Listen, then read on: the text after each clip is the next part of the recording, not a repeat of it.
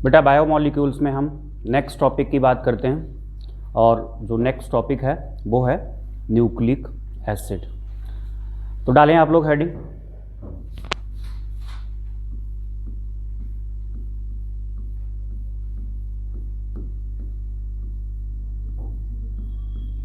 Nucleic acid. ठीक है, आप सभी को पता होगा न्यूक्लिक एसिड्स दो होते हैं, डीएनए और आरएनए। तो चलिए लिखते जाइए, फुल फॉर्म पता ही होगी आप लोगों को। एक तो होता है इसमें डीएनए है और एक है RNA. Deoxy ribo nucleic acid.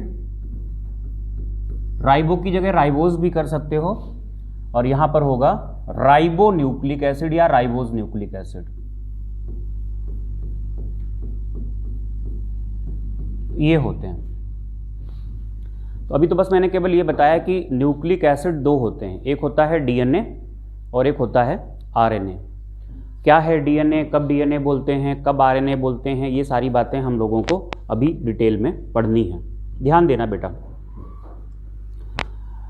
किसी भी न्यूक्लिक एसिड का जब हम कंप्लीट हाइड्रोलिसिस करते हैं, चाहे डीएनए हो या आरएनए हो, तो हमें तीन टाइप के कंपाउंड्स मिलते हैं। कौन से हैं तीन टाइप के कंपाउंड्स? तीन टाइप के बताए हमने, तीन कंपाउंड्स नहीं, तीन टाइप के। एक तो पेंटोज शुगर मिलती है, चाहे आप डीएनए का हाइड्रोलिसिस कराएं या आरएनए का, पेंटोज शुगर मिलेगी एक। अगर डीएनए का हाइड्रोलिसिस कराया है तो पेंटोज शुगर होती है डीऑक्सी राइबोज, और अगर आरएनए का हाइड्रोलिसिस कराया तो पेंटोज शुगर होती है ribose. Right, beta D ribose. यहां होगी बीटा डी राइबोज और यहां होगी बीटा डी 2 डीऑक्सी राइबोज। ये पेंटोज शुगर होती है। एक तो एक कंपोनेंट हो गया पेंटोज शुगर। दूसरा कंपोनेंट होता है नाइट्रोजिनस बेस। जो नाइट्रोजिनस बेसेस हैं उन्हें दो पार्ट्स में डिवाइड किया गया है। एक होते हैं प्यूरीन बेसेस और दूसरे होते हैं पायरिमिडीन बेसेस। तो दूसरा क्या होगा कंपोनेंट? नाइट्रोजिनस बेस होगा। और तीसरा जो होता है वो फॉस्फेट ग्रुप मोइटी होती है, मतलब फॉस्फेट ग्रुप या फॉस्फेट ग्रुप के साथ कुछ कैटायंस वगैरह जुड़े हुए, इस तरीके से। अभी धीरे धीरे हम लोग सबके स्ट्रक्चर्स पढ़ेंगे तब हमारे समझ में आएगा। तो फिलहाल आप लोग क्या लिखेंगे, क्या लिखेंगे बेटा? Complete hydrolysis of nucleic acid, complete hydrolysis of nucleic acid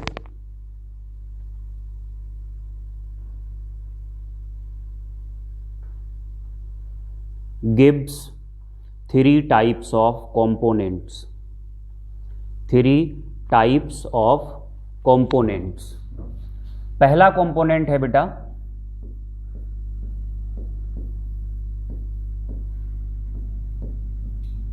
pentose sugar. अब पेंटोज शुगर यहां अलग है और यहां पर अलग है। पेंटोज शुगर मतलब 5 कार्बन की शुगर। लिखिएगा इन आरएनए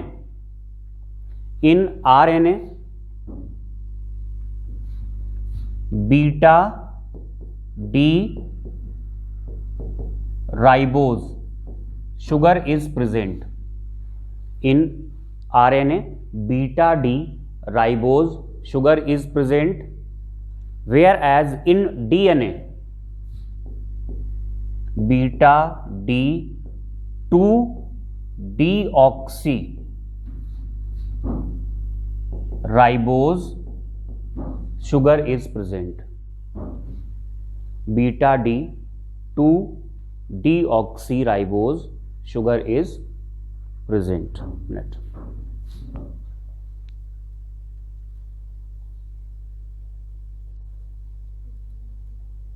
ठीक है। तो ये पेंटोज शुगर होती है। मैं आपको स्ट्रक्चर बना के दिखा देता हूं। देखिए बेटा, जो इसका हावर्थ रिप्रेजेंटेशन होता है उसके अकॉर्डिंग यहाँ ऑक्सीजन आएगा और ये होगा C1। बीटा है इसलिए OH ऊपर आएगा और H नीचे होगा। यहां पर आएगा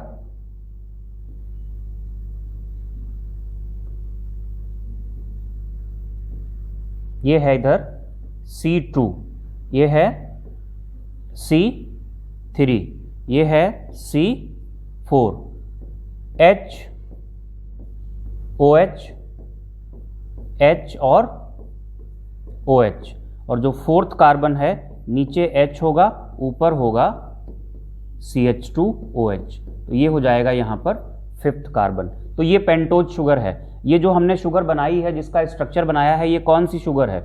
ये है हाँ बीटा डी राइबोज।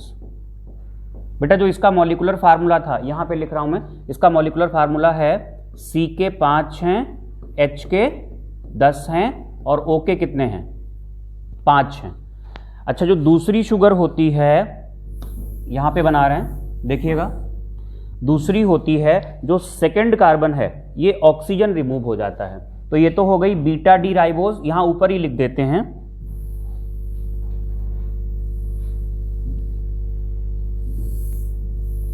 देखो ध्यान दीजिए, ये है ये थी बीटा डी राइबोज। अगर हम बात करें beta D 2 deoxyribose की, beta D 2 deoxyribose, तो ये होता है C का 5, H का 10 और O के केवल 4 होते हैं। मतलब एक ऑक्सीजन कम होगा, तभी यहां लिखा हुआ है डी ऑक्सी, और जो ऑक्सीजन कम होगा वो कौन सा वाला होगा? सेकेंड कार्बन का कम होगा। तो सेकेंड कार्बन का अगर हम ऑक्सीजन कम कर दें तो इसका जो स्ट्रक्चर बनेगा वो कुछ इस तरीके से होगा। ये आ गया C2 C1 ऑक्सीजन, ये होगा C4 C3। बीटा है तो ये ऐसे ही रहेगा, यहाँ H आएगा। सेकेंड कार्बन पर ऑक्सीजन नहीं होगा, दोनों तरफ हाइड्रोजन होंगे। थर्ड का OH हुआ H, फोर्थ का ये H हुआ और ये इधर होगा CH2OH। ये कौन सा कार्बन हो जाएगा? 5वां। तो ये पेंटोज शुगर होती है। RNA में ये वाली होगी और DNA में ये वाली होगी। बनाएं इसका स्ट्रक्चर।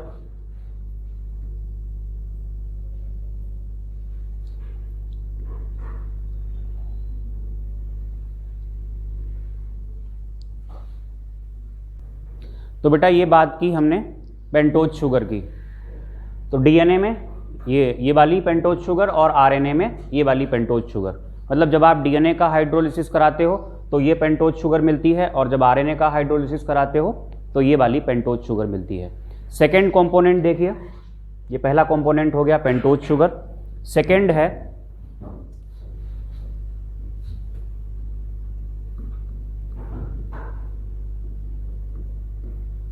Nitrogenous base. जब आप हाइड्रोलिसिस कराएंगे तो एक कंपोनेंट मिलेगा आपको नाइट्रोजिनस बेस। क्या है नाइट्रोजिनस बेस? देखिए नाइट्रोजिनस बेस 5 मिलते हैं टोटल। एक होता है एडिनिन गुआनिन, एडिनिन गुआनिन के अलावा साइटोसिन, थाइमीन और यूरेसिल। नाम याद करने पड़ेंगे आपको, सुन लें। जब आप ये पांच नाम में लिख रहा हूं, देखो सुन लो, इनको 2 कैटेगरीज में डिवाइड कर लिया गया है। एक तो है एक्चुअली ना जो रिंग होती हैं, जो प्यूरिन बेस होते हैं, प्यूरिन बेस में 2 रिंग्स होती हैं, एक 6 मेंबर्ड और एक उसके अटैच होती है 5 मेंबर्ड। तो अगर वैसी रिंग वाला बेस है तो उसे प्यूरिन बेस बोलते हैं, और केवल 6 मेंबर्ड रिंग वाला बेस है, जस्ट लाइक बेंजीन की तरह होती है रिंग, बाकी हेटेरोएटम्स वगैरह भी होते हैं, तो वो पायरिमिडीन बेस होते हैं। तो सबसे पहले हम अगर बात करें प्यूरिन बेस की, तो प्यूरिन बेस के एग्जाम्पल्स हैं एक तो एडिनिन और दूसरा है गुआनिन। ठीक है, जनरली इसको ए से दिखाते हैं और इसको जी से दिखाते हैं। पूरा लिखवाना पॉसिबल नहीं होगा जब पॉलीमर बनाएंगे। दूसरे होते हैं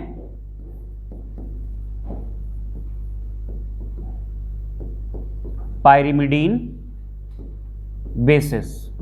पायरिमिडीन बेसिस जो होते हैं इसमें 3 आते हैं। एक तो है साइटोसिन, सी आएगा या एस आएगा, साइटोसिन।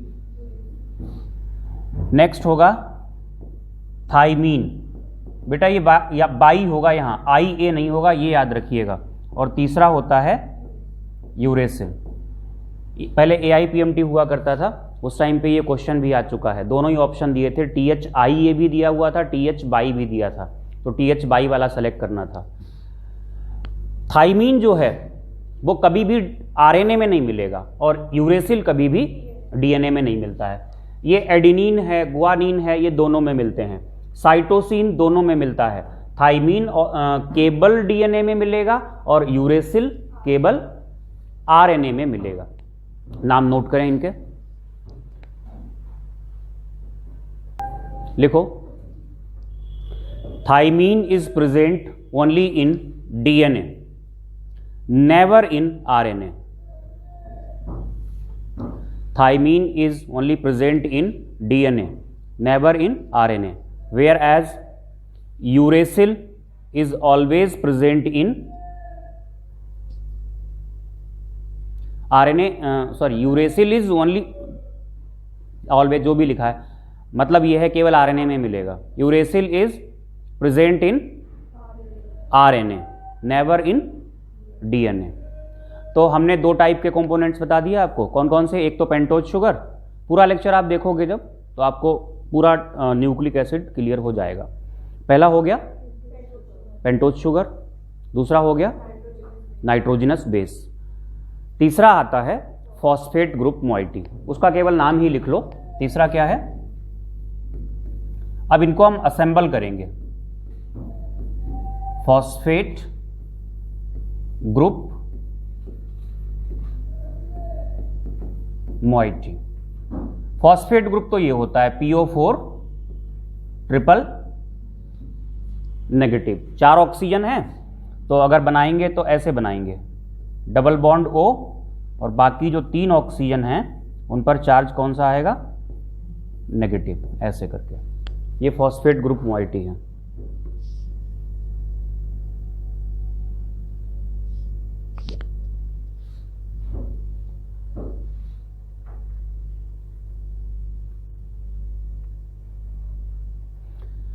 तो ये 3 चीजें मिलती हैं।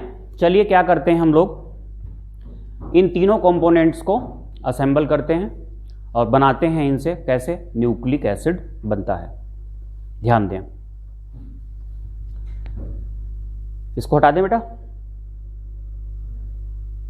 तुम क्या करते हो, इसको भी स्केल लेकर के बनाते हो, बॉन्ड्स को भी।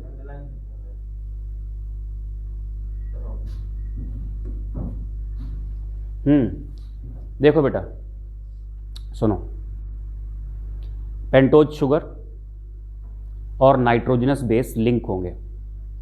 क्या होगा, पेंटोज शुगर और प्लस क्या होगा, नाइट्रोजनस बेस। उसके बाद जो बनेगा दैट इज कॉल्ड न्यूक्लियोसाइड। क्या बोलते हैं उसे।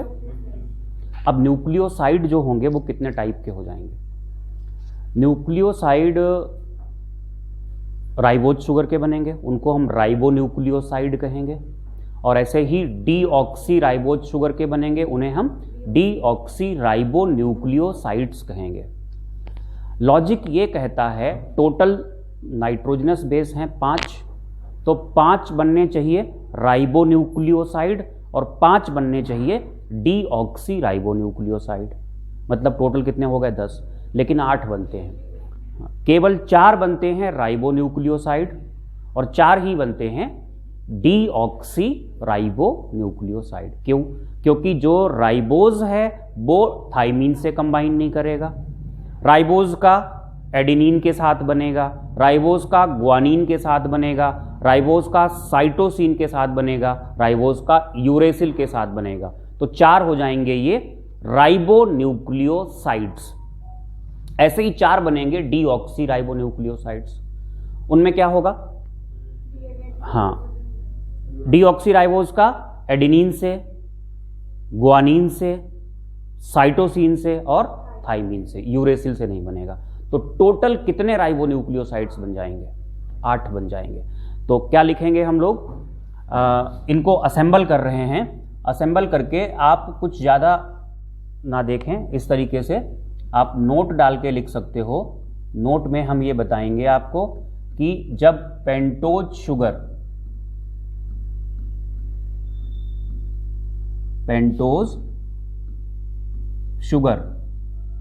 प्लस क्या बताया था बेटा? नाइट्रोजनस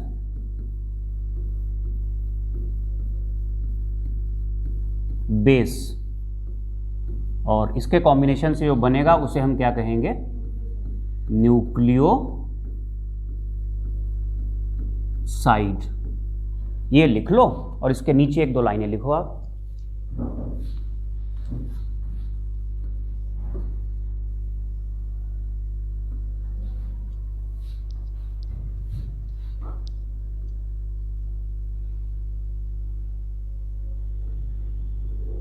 लिखो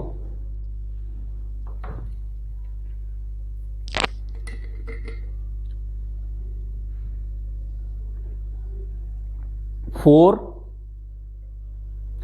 राइबोन्यूक्लियोसाइड्स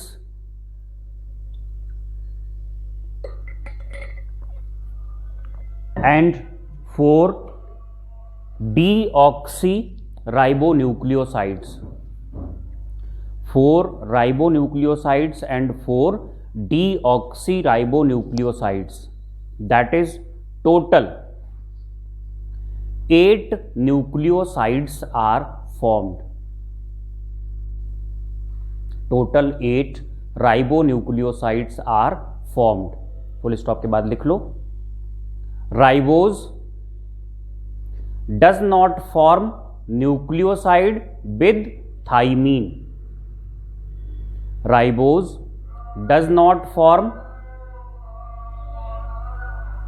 nucleoside with thymine, and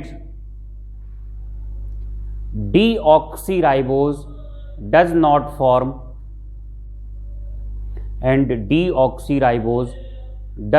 form nucleoside with uracil.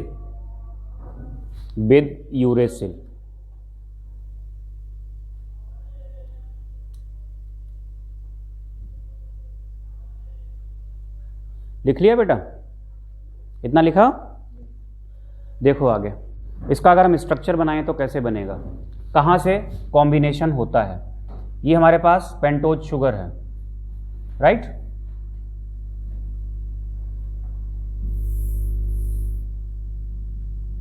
ये है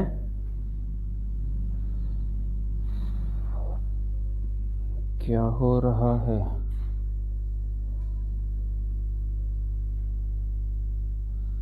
ये हमने ले लिया यहाँ पे क्या था? C2, ये था C3, ठीक है। ये ऑक्सीजन, ये था C1 ऊपर क्या था? OH और नीचे था H। C3 का H और ये आएगा OH। बेटा जी C2 में यहां तो पक्का है H होगा, लेकिन नीचे पक्का नहीं है क्या होगा, H होगा या OH होगा। अगर OH हो गया तो ये राइबोज हो जाएगी, और अगर H हो गया तो डीऑक्सी राइबोज। ध्यान दें, ये हमने ले लिया C4, इसका H आ गया नीचे और ये हो गया CH2OH, ये 5वां कार्बन हो गया। तो जो पहला कार्बन होता है इस पर अटैचमेंट किसका होता है? इस पर इस तरीके से नाइट्रोजनस बेस अटैच होता है। तो ये जो स्ट्रक्चर होगा यहाँ पे H या OH दिखाया जाएगा कुछ ना कुछ। अगर H दिखा दिया तो ये बनेगा डीऑक्सी राइबोन्यूक्लियोसाइड, अगर आपने OH दिखा दिया तो ये बनेगा राइबोन्यूक्लियोसाइड। तो ये जो स्ट्रक्चर बना हुआ है ये किसका स्ट्रक्चर है बेटा? बोलो, ये स्ट्रक्चर है न्यूक्लियोसाइड का। बना लें इसे फटाफट।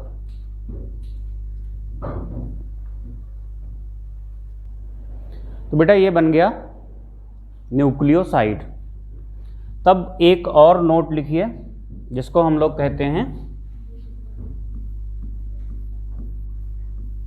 न्यूक्लियो, आप नोट लिखो ना, ज़्यादा ये मत लिखो, नोट में आप लोग लिखो ये न्यूक्लियोसाइड प्लस फॉस्फेट ग्रुप।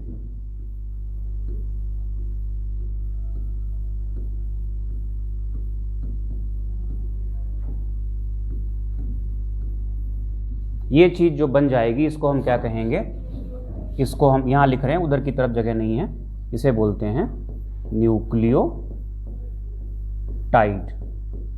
तो न्यूक्लियोटाइड वही 8 बन जाएंगे, 4 होंगे राइबो न्यूक्लियोटाइड्स और 4 होंगे डीऑक्सी राइबो न्यूक्लियोटाइड्स। अगर हम इसका स्ट्रक्चर बनाएं, ध्यान दें बेटा, तो कहां पर क्या अटैचमेंट होता है ध्यान दें। ये हमने ले ली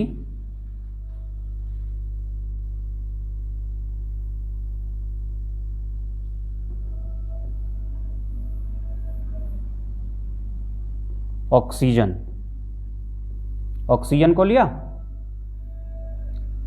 और ये इस तरीके से ये आ जाएगा C2C1। यहां पर क्या जुड़ा हुआ था, बेस, ध्यान दीजिएगा, ये है C3। C2 पे अभी हम दिखा नहीं रहे, ये तो H होगा, यहां पता नहीं क्या होगा, H या OH, डिपेंड करेगा कि कौन सी पेंटोज शुगर है। राइबोज है तो OH, डीऑक्सी राइबोज है तो H, यहां पर ये H होगा और ये OH, ठीक है। इसके बाद ये कार्बन नंबर कौन सा है, 4, राइट, यहां पर है H। अब ध्यान देना कहां पर वो जुड़ता है फॉस्फेट ग्रुप, देखो ध्यान दो, 4th कार्बन का जो OH होता है, OH जाएगा, 4th कार्बन का जो एक्चुअली ना OH नहीं H जाता है, ये यहां पर देखो ध्यान दो कौन सा ग्रुप है, एल्कोहल है। और जो फॉस्फेट ग्रुप होगा आप ऐसा कुछ मान के चलिए, ये था P, डबल बॉन्ड O पे क्या है नेगेटिव, फिर से O पे क्या है नेगेटिव, और यहां O पे क्या है नेगेटिव मान लो, चलो OH मान लो। तो ये चीज क्या है, ये एसिड है, ये क्या है एसिड, और ये है एल्कोहल। तो जब एस्ट्रिफिकेशन होता है, एस्ट्रिफिकेशन होता है तो एल्कोहल का क्या जाता है H और इसका क्या जाता है OH। तो इसका तो हम ले गए OH, राइट, और इसका क्या ले जाएंगे हम H, तो इसका वाला ये O तो बचेगा यहां पर इस तरीके से। तो ये जो लिंकेज है आप इसको इमेजिन करो, C double bond OOC ester, जिसे बस C की जगह क्या है P है यहां पे। भाई एस्टर लिंकेज क्या थी, एस्टर में क्या होता था C डबल बॉन्ड O, इधर हाइड्रोकार्बन O और इधर हाइड्रोकार्बन, यही तो होता था एस्टर।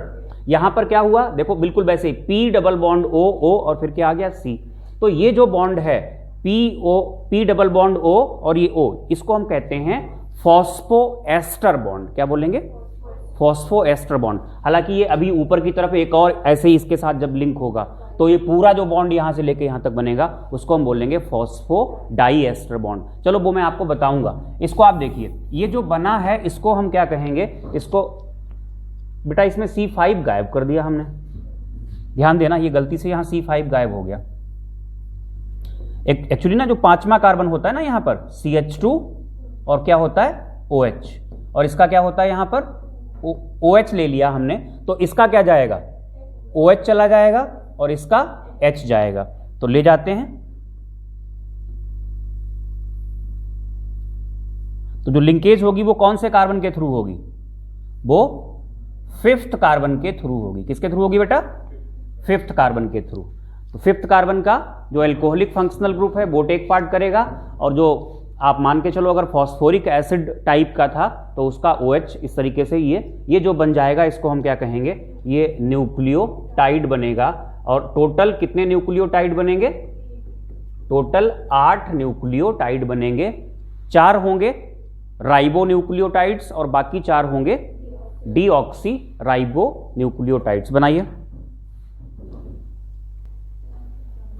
तो बेटा ये बनाया हमने न्यूक्लियोटाइड। देखो ये आपसे क्वेश्चन पूछा जा सकता है, जब न्यूक्लियोसाइड बनता है तो नाइट्रोजनस बेस पेंटोज शुगर के किस कार्बन के साथ अटैच होता है? बताओ।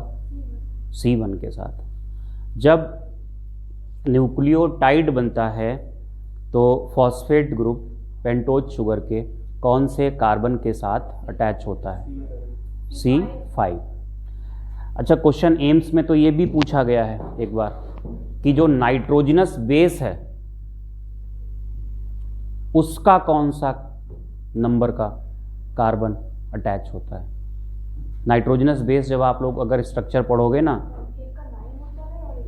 एग्जैक्टली, एक का 9 होता है और एक का 1 होता है। जैसे अगर प्यूरिन बेस है तो उसका 9th, और अगर पायरिमिडीन बेस है तो उसका 1st होता है, 1st पोजीशन होती है। अच्छा, जो हमने, सुन लो एक बात, पेंटोज शुगर में जो हम लोगों ने काउंटिंग की है ना 1 2 3 4 5, इसको हमें कन्वर्ट करना पड़ेगा 1 डैश 2 डैश 3 डैश 4 डैश में। क्यों? क्योंकि अब तो बन गया न्यूक्लियोटाइड मॉलिक्यूल। अब न्यूक्लियोटाइड में तो आ गई 3 चीज़ें। क्या क्या आ गया? Pentose sugar. फॉस्फेट ग्रुप में काउंटिंग की कोई ज़रूरत नहीं है, पेंटोज शुगर में काउंटिंग की ज़रूरत है, और जो नाइट्रोजनस बेस होता है उसमें भी काउंटिंग की ज़रूरत होती है। तो 1 2 3 4 5 से लेकर के वो जो काउंटिंग करते हैं 1 2 3 4, वो करते हैं नाइट्रोजनस बेस में, और 1 डैश 2 डैश 3 डैश वाली काउंटिंग कहाँ करते हैं हम लोग? ये पेंटोज शुगर में करते हैं। जब तक पेंटोज शुगर अकेला था तब तक तो आप 1 2 3 4 5 लिख सकते हो, लेकिन जब न्यूक्लियोसाइड बने या न्यूक्लियोटाइड बने तो ऐसे केस में जो हमने यहाँ पर ये काउंटिंग लिखी हुई है ना, ये अगर देखा जाए तो थोड़ी गलत है। गलत क्यों? क्योंकि 1 2 3 4 कहाँ लेते हैं? बेस में लेते हैं। हमने हालांकि यहाँ दिखाया नहीं क्योंकि आप लोगों के लेवल पे वो पूछी नहीं जाती है, लेकिन फिर भी जो आपने दिखाई है उसको तो एटलीस्ट हम सही करेंगे। तो न्यूक्लियोसाइड और न्यूक्लियोटाइड में जो आप ये काउंटिंग दिखाएंगे वो क्या दिखाएंगे? 1 डैश 2 डैश 3 डैश 4 डैश और 5 डैश। किसमें? पेंटोज शुगर में। तो बेटा ये लिख लीजिए, ये पॉइंट्स कहां कहां लिंकिंग होती है, लिखिएगा। In the formation of nucleoside, in the formation of nucleoside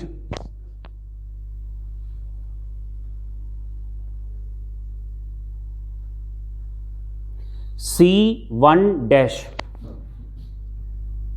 C1 dash of pentose sugar,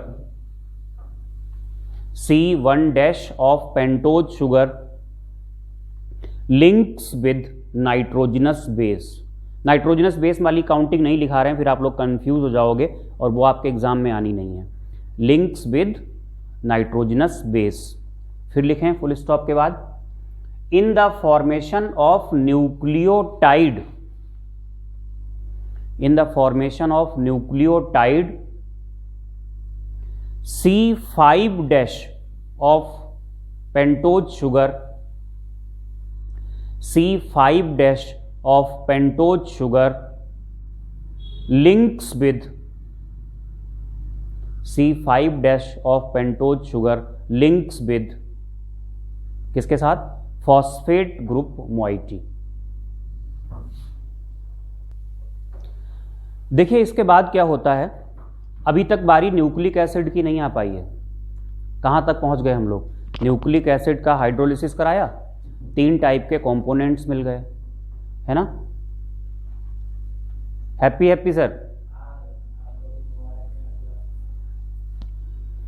तो 3 टाइप के कंपोनेंट्स मिल गए, कौन कौन से? बोलो। पेंटोज शुगर, नाइट्रोजनस बेस और फॉस्फेट ग्रुप मोइटी। असेंबल कर लिया तीनों को, अभी तक न्यूक्लिक एसिड नहीं बन पाया। क्या बना? अच्छा एक बात बताओ, न्यूक्लियोटाइड है, अब अगर आपने डीएनए का हाइड्रोलिसिस कराया, डीएनए का कराया, तो डीएनए है तो ये तो बात पक्की हो गई, ये क्या होगा? डीऑक्सीराइबोस होगा, कोई डिफरेंस ही नहीं होगा। डीएनए का अगर आप हाइड्रोलिसिस कराते हो तो मान लेते हैं कि बहुत सारे न्यूक्लियोटाइड्स मिले, पहले न्यूक्लियोटाइड्स में ब्रेकिंग होगी ना, तो ये यही होगा, बिल्कुल फिर पक्का है, ये भी पक्का है। हम ये कैसे कहेंगे कि जो दो न्यूक्लियोटाइड्स मिले वो अलग अलग हैं? नहीं, डीएनए पक्का कर दिया, डीएनए पक्का कर दिया तो पेंटोज शुगर हो गई फिक्स, नाइट्रोजनस बेस के बेसिस पे डिफरेंशिएट करेंगे। तो एक पर्टिकुलर न्यूक्लिक एसिड में पेंटोज शुगर फिक्स्ड है, अब फॉस्फेट ग्रुप भी छोड़ो आप, वो भी फिक्स ही होता है। अंतर कहां पे आएगा? नाइट्रोजनस बेस का होगा। तो दो न्यूक्लियोटाइड्स को अगर हम डिफरेंशिएट करेंगे तो हम इस बेसिस पे करेंगे, भाई 4 होंगे, अगर आपने डीएनए लिया तो 4 होंगे न्यूक्लियोटाइड्स, 4 टाइप के। 4 कौन कौन से होंगे? एडेनिन का होगा, ग्वानिन का होगा, साइटोसिन का होगा और थाइमिन का होगा। ऐसे आरएनए में एडेनिन का, ग्वानिन का, साइटोसिन का और यूरेसिल का, ठीक है। हाँ, न्यूक्लिक एसिड होता क्या है? ये एक न्यूक्लियोटाइड है, जब दो न्यूक्लियोटाइड्स कंडेंस कर जाएंगे तो क्या बन जाएगा? Die nucleotide. 3 कंडेंस कर जाएंगे ट्राई न्यूक्लियोटाइड, और बहुत सारे कंडेंस कर जाएंगे तो पॉलीन्यूक्लियोटाइड। और पॉलीन्यूक्लियोटाइड ही क्या होता है? न्यूक्लिक एसिड होता है। बात समझ में आ गई? न्यूक्लिक एसिड क्या है? तो अगर न्यूक्लिक एसिड की डेफिनेशन आपको देनी पड़े तो आप कहोगे इट इज पॉलीन्यूक्लियोटाइड। अब वो अलग बात है कि आपको पता होना चाहिए न्यूक्लियोटाइड में क्या क्या होता है। बात समझ में आ गई? लिखिएगा नई लाइन से, एक नोट लिखो, in a particular nucleic acid, in a particular nucleic acid nucleotides are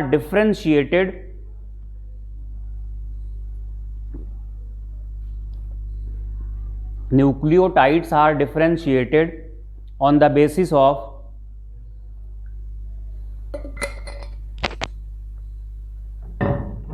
nitrogenous base, on the basis of nitrogenous base। नई लाइन से लिखिएगा, 2 nucleotides can condense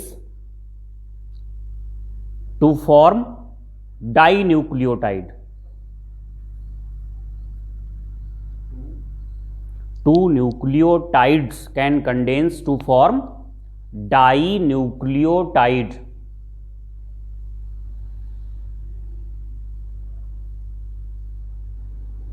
full stop के बाद, if the process of condensation is continued,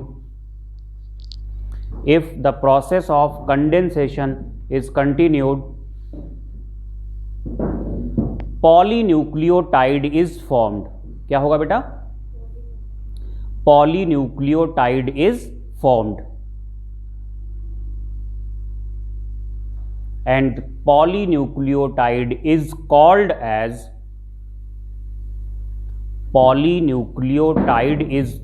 as nucleic acid। polynucleotide is called as nucleic acid। जो polynucleotide होता है उसी को हम क्या कहते हैं? न्यूक्लिक एसिड कहते हैं। मैं आपको बना के दिखाता हूं। जब एक न्यूक्लियोटाइड और दूसरा न्यूक्लियोटाइड कंडेंसेशन करते हैं तो उनमें जो अटैचमेंट होता है वो कहां पे होता है, वो आपको हम बता रहे हैं। तो लिखिएगा, in the formation of polynucleotide, in the formation of polynucleotide, phosphate group moiety of one nucleotide, phosphate group moiety of one nucleotide links with C3 dash, links with C3 dash of other nucleotide, C3 dash of pentose sugar of other nucleotide, C3 dash of pentose sugar of other nucleotide। जरा समझना बेटा, हम यहां पे एक nucleotide बना रहे हैं, ऑक्सीजन, ठीक है, दिख जाए बस, क्योंकि बड़े लंबे चौड़े हो जाएंगे, 2 न्यूक्लियोटाइड थोड़े छोटे बनाने पड़ेंगे बेटा। यहां पर क्या आएगा? C3 C2 आएगा, थोड़ा सा बड़ा कर लेते हैं, ये नहीं दिख पा रहा। ऑक्सीजन, ये ले लिया ऑक्सीजन, ठीक है। यहां आएगा C2, ये क्या होगा C4 है ना, ये होगा C3। अरे भैया हर बार C2 C2 नाम है किसी का क्या C2? अच्छा क्या कर रहे हो आप लोग, ये सब आप लोग ही करवा रहे हो गलत। ये क्या आएगा C1, ये आएगा C4, ये होगा C2 और ये होगा C3, ठीक है। ये हमने दिखा दिया यहां पर, क्या दिखाया बेटा, बेस। C1 यहां क्या होगा H, C2 ये H होगा, ये पता नहीं क्या होगा, ठीक है। ये हो गया और ये H, ऊपर H होता है,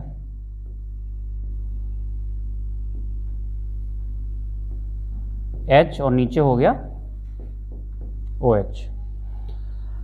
देखना बेटा, ये 4th कार्बन था, यहीं पे तो कंडेंसेशन हुआ था, नीचे H आ गया।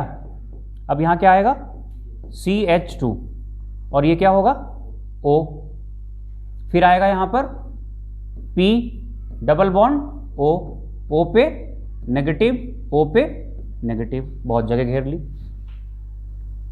आगे बढ़े, दूसरा न्यूक्लियोटाइड बनाते हैं। तो दूसरा न्यूक्लियोटाइड जब हम बनाएंगे तो एक काम कर लेते हैं, थोड़ी जगह कम घेरेगी। ये हमने O लिया, O किससे अटैच होगा, O अटैच होगा P से, P डबल बॉन्ड O है ना।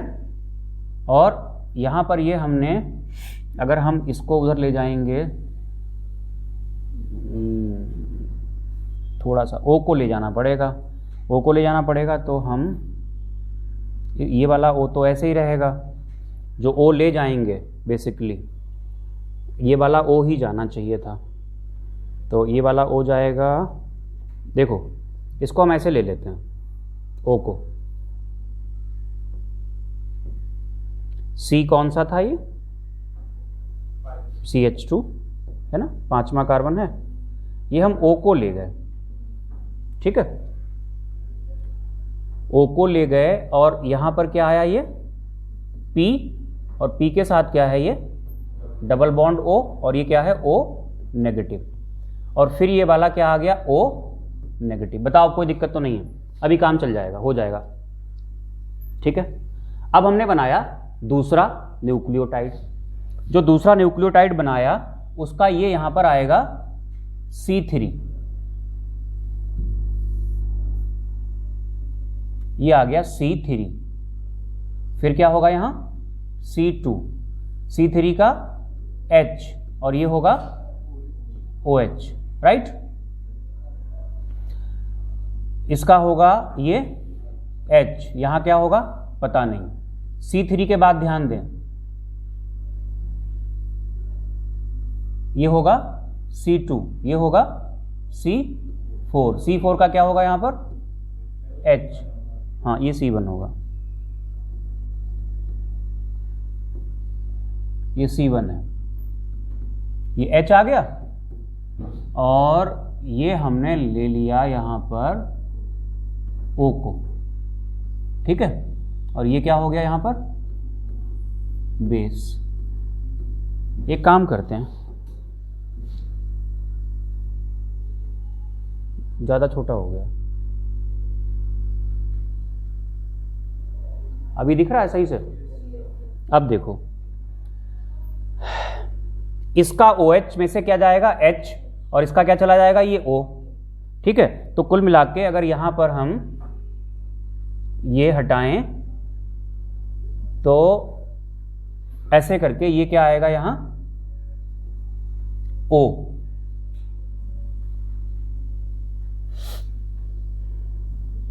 ये 3rd कार्बन, ठीक है बेटा। ये जो पूरा बॉन्ड बना है P double bond O O इधर और C इधर। ये पूरी लिंकेज बोली जाती है यहां से लेकर यहां तक की, क्या बोलते हैं, फॉस्फो डाई एस्टर बॉन्ड। दो हो गए ना एस्टर बॉन्ड, एक इधर की तरफ हो गया और एक इधर की तरफ हो गया। अब ध्यान देना, ऐसे होगा क्या, एक न्यूक्लियोटाइड और ऊपर आएगा, जो ये कार्बन है ना इधर वाला कार्बन कौन सा होगा, पांचवा आएगा। पांचवा कार्बन क्या होगा यहां पर, CH2, ये फिफ्थ कार्बन हो गया। ये क्या आएगा इधर की तरफ, O।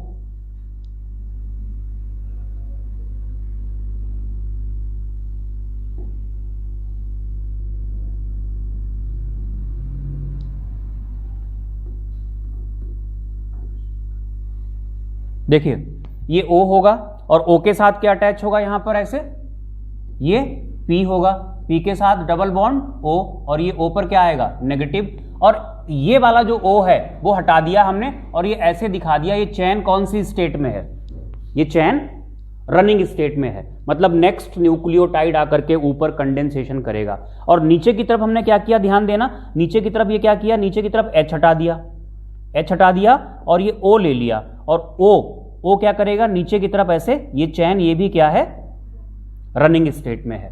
तो फिलहाल तो ये डाई न्यूक्लियोटाइड बना है, लेकिन हमने यहां पर भी प्रोसेस को कंटिन्यू रखा और यहां पर भी प्रोसेस को कंटिन्यू रखा। तो ये इस तरीके से क्या बन गया बेटा, बोलो, ये बन गया पॉलीन्यूक्लियोटाइड। ध्यान देना, जो पॉलीन्यूक्लियोटाइड की एक जो चैन बनी हुई है, इस चैन के दो एंड्स होते हैं।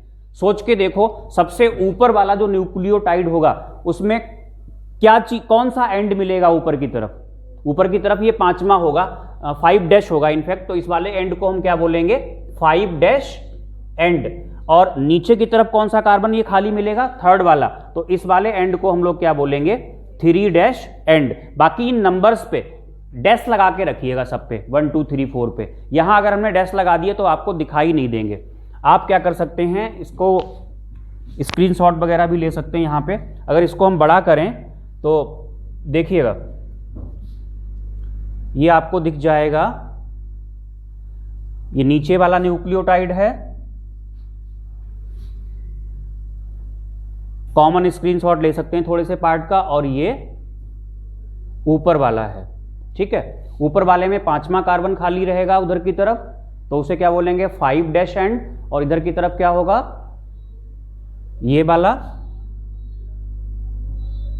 नीचे, इसमें कौन सा कार्बन खाली रहेगा, थर्ड वाला, तो इसे क्या बोलेंगे, 3' एंड बोलेंगे। ये 3' एंड हो गया और ऊपर वाला क्या हो गया, ये 5' एंड हो गया। ठीक है बेटा, होपफुली क्लियर हो गया होगा। तो ये बन गया पॉलीन्यूक्लियोटाइड।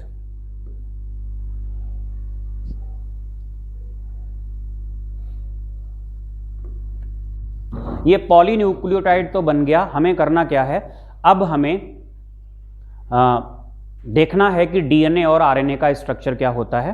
तो इसको हम बाइंड अप करते हैं लेक्चर को। जो नेक्स्ट वाला लेक्चर होगा उसमें हम लोग डीएनए और आरएनए के स्ट्रक्चर की बात कर लेते हैं।